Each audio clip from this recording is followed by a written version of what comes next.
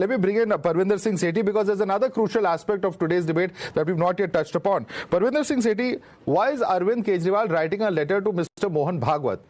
क्या thought process है ये? क्योंकि मोहन भागवत तो चुनाव में पार्ट नहीं ले रहे हैं, उनके RSS is not very active in that sense, और is it some kind of method to prevent the RSS from being active in Delhi? What is the strategy? What is the messaging going on? नहीं, देखिए, जब कोई चीज बड़ी गलत, जो आप इस बात को तो मानेंगे, जो आरएसएस है और मोहन भागवत है, that is the backbone of BJP.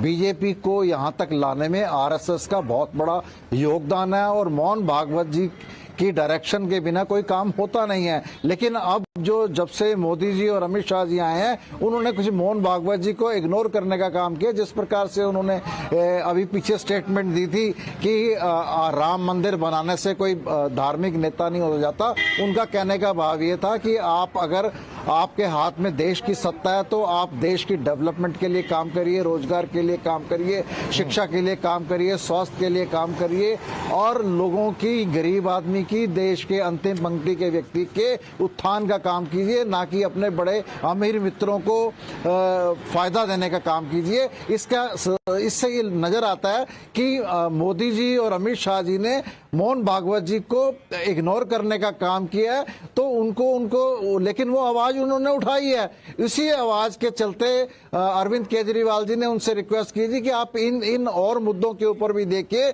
और भारतीय जनता पार्टी को इसके बारे में कहिए। लेकिन आप इस बात को समझिए, भारतीय जनता पार्टी को किसी चीज से लेना देना नहीं है। परविंदर सिंह सेठी